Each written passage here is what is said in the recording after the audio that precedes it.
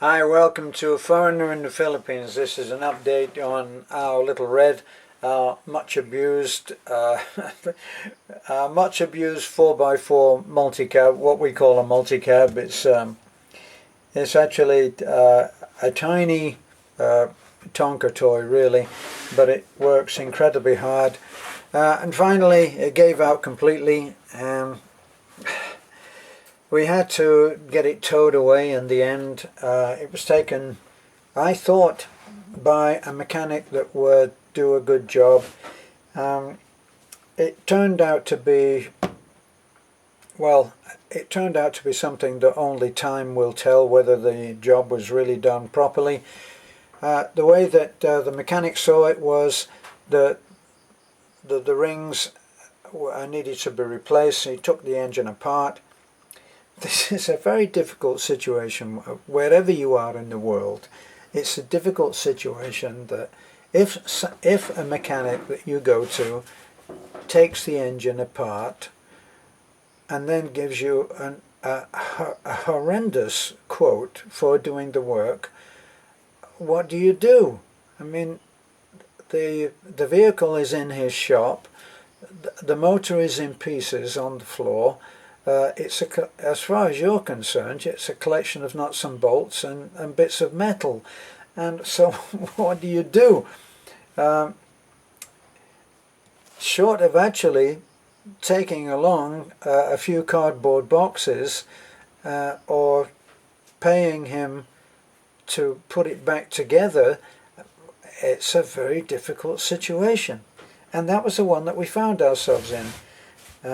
We had the young man came along first of all, and he spent some time, eventually said that it was the plugs.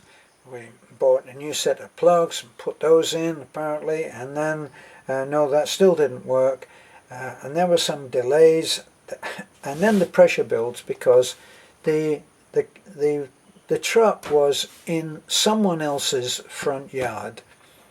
And it was there for about 3 days, not due to any desire on our part, but it was the road that led to the Tulang school, and there is nowhere to leave the truck unless some kind person doesn't allow you to put it into their front yard. Now, the house that the truck went into had a really big plot of land that their house was sitting on, so it didn't seem to be bothering them, and we did ask them, we did make sure, are you sure that this is okay?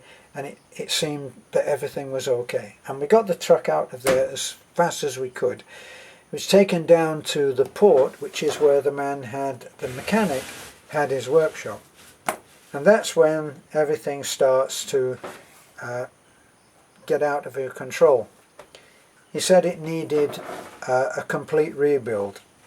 So what are we talking about? We're talking about big end shells.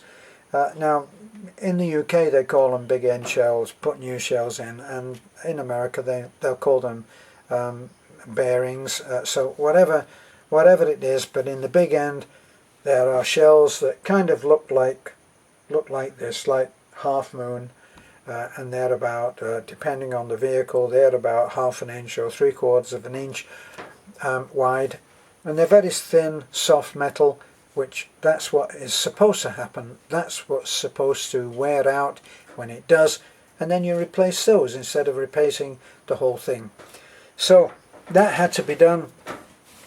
New valves, new rings.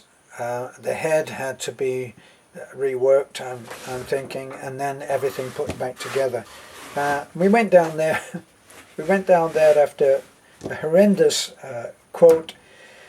We'd already paid him 1,000 pesos, and forget about dollars or pounds or anything. Just think pesos, if you can. And we gave the young man 1,000 pesos because he would have to buy some parts. That was a mistake.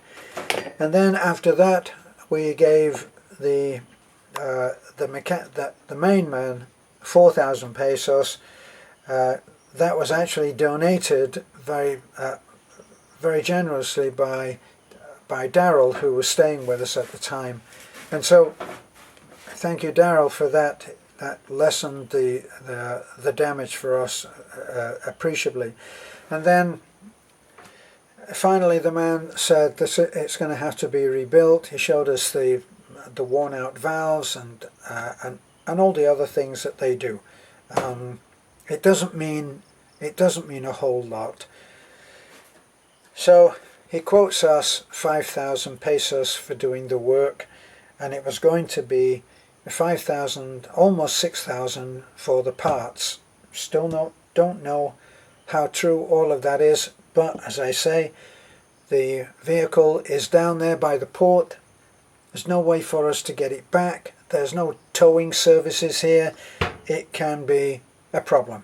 So it's kind of Hobson's choice, as they say in the UK, and we ended up saying okay. And we went back there today because he said it's finished, can you come and get it, and obviously pay your bill. And when we got down there with Pastor Timio, who was going to drive it back, and he happened to look underneath and he found that there was an oil leak. Black oil was on the deck below the motor. So that had to be changed.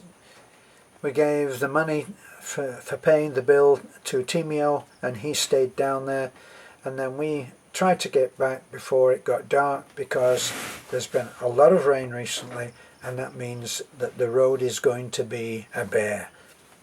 We did get back, not before it got dark, but we had one little tricky part, and then we managed to get home.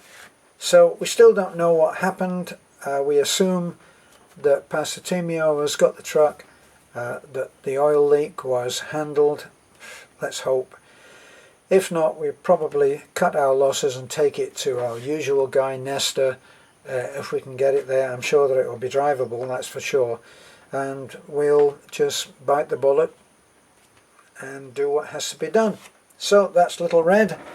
Is he as good as new? Like the title suggests, time will tell. Bye for now. This is A Foreigner in the Philippines.